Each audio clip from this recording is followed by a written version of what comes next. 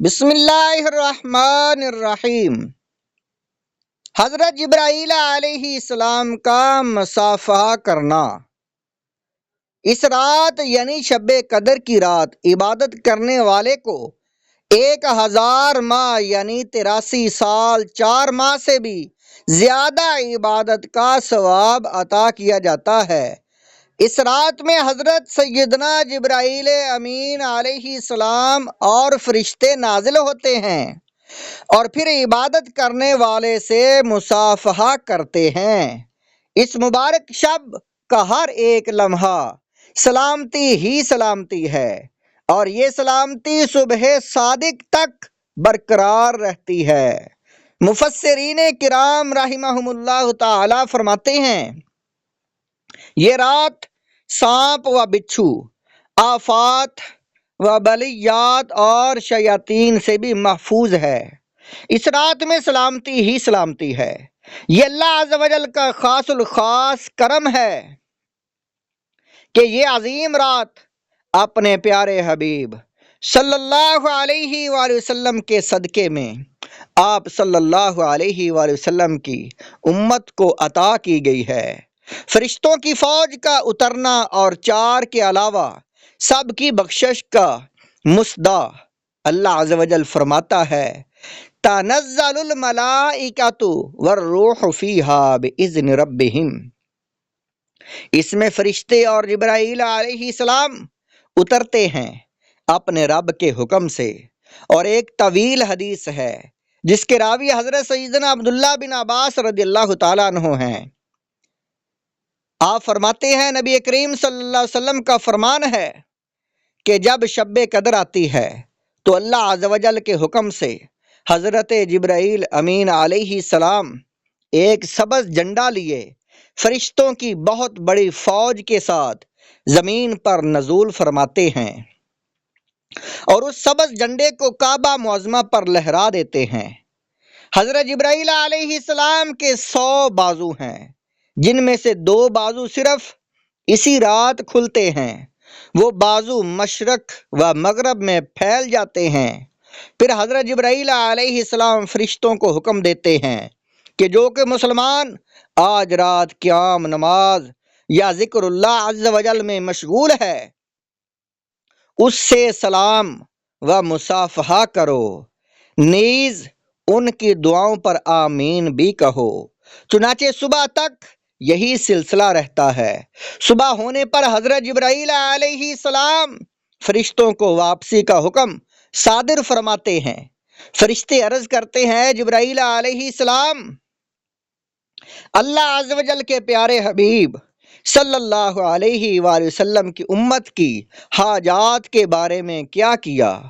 حضرت جبرائیل علیہ السلام فرماتے ہیں، اللہ عز و جل نے ان لوگوں پر خصوصی نظر کرم فرمائی اور 4 قسم کے لوگوں کے علاوہ تمام لوگوں کو معاف فرما دیا۔ صحابہ کرام علیہم رضوان نے عرض کی، یا رسول اللہ صلی اللہ علیہ وآلہ وسلم، وہ 4 قسم کے لوگ کون ہیں؟ ارشاد فرمایا، عادی شراب، شرابی لوگ یعنی عادی شرابی، والدین کے نافرمان، اور تیسرے نمبر ہے قطع رحمی کرنے والے یعنی رشتہ داروں سے تعلقات توڑنے والے، اور چوتھے نمبر پر وہ لوگ جو آپس میں بغض و کینہ رکھتے ہیں اور آپس میں قطع تعلق کرنے والے ہیں۔ یہ حدیث پاک شعب الایمان جلد نمبر 3 صفحہ نمبر 336 اور حدیث نمبر ہے 3695۔ اللہ اکبر۔ اس رات میں ہر خاص و عام کی بخشش ہو جاتی ہے، اللہ تعالیٰ بخش دیتا ہے، تاہم عادی شراب، ماں باپ کے نافرمان، قطع رحمی کرنے والے اور بلا مصلحت شرعی آپس میں کینہ رکھنے والے اور اس سبب سے آپس میں تعلقات منقطع کرنے والے، اس عام بخشش سے محروم ان لوگوں کو یہ لوگ محروم کر دیے جاتے ہیں۔ تمام بلائیوں سے محروم کون؟ حضرت سیدنا انس بن مالک رضی اللہ تعالیٰ عنہ فرماتے ہیں، ایک بار جب ماہ رمضان شریف تشریف لایا تو سلطان دو جہان صلی اللہ علیہ وآلہ وسلم آپ نے فرمایا، تمہارے پاس ایک مہینہ آیا ہے جس میں ایک رات ایسی بھی ہے جو 1000 مہینوں سے افضل ہے۔ جو شخص اس رات سے محروم رہ گیا گویا تمام کی تمام بھلائی سے محروم رہ گیا، اور اس کی بھلائی سے محروم نہیں رہتا مگر وہ شخص جو حقیقتاً محروم ہو، یعنی بد نصیب ہو۔ یہ حدیث پاک سنن ابن ماجہ جلد نمبر 2 ہے، صفحہ نمبر 298 اور حدیث نمبر 1644 ہے۔ لڑائی کا وبال۔ حضرت سیدنا عبادہ بن صامت رضی اللہ تعالیٰ عنہ سے روایت ہے کہ نبی کریم صلی اللہ علیہ وآلہ وسلم باہر تشریف لائے تاکہ ہم کو شب قدر کے بارے میں بتائیں کہ کس رات میں ہے۔ دو مسلمان آپس میں جھگڑ رہے تھے۔ آپ صلی اللہ علیہ وسلم نے ارشاد فرمایا، میں اس لیے آیا تھا کہ تمہیں شب قدر بتاؤں، لیکن فلاں شخص جھگڑ رہے تھے، اس لیے اس کا تعین اٹھا لیا گیا، اور ممکن ہے کہ اسی میں تمہاری بہتری ہو۔ اب اس کو آخری عشرے کی 9ویں، 7ویں اور 5ویں راتوں میں ڈھونڈو۔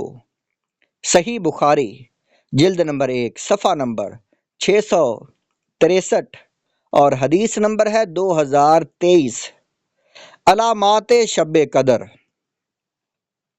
حضرت سیدنا عبادہ بن صامت رضی اللہ تعالیٰ عنہ آپ نے نبی اکرم صلی اللہ علیہ وسلم کی خدمت بابرکت میں شب قدر کے بارے میں سوال کیا تو آپ صلی اللہ علیہ وسلم نے ارشاد فرمایا، شب قدر رمضان المبارک کے آخری عشرہ کی طاق راتوں، یعنی 21ویں، 23ویں، 25ویں، 27ویں یا 29ویں شب یا رمضان کی آخری شب میں ہے۔ تو جو کوئی ایمان کے ساتھ بنیت ثواب اس مبارک رات میں عبادت کرے، اس کے تمام گزشتہ گناہ بخش دیے جاتے ہیں۔ وَمِنْ أَمَارَتِهَا أَنَّهَا لَيْلَةٌ بَلْجَةٌ صَافِيَةٌ سَاكِنَةٌ لَا حَارَةٌ وَلَا بَارِدَةٌ كَأَنَّ فِيهَا قَمَرًا۔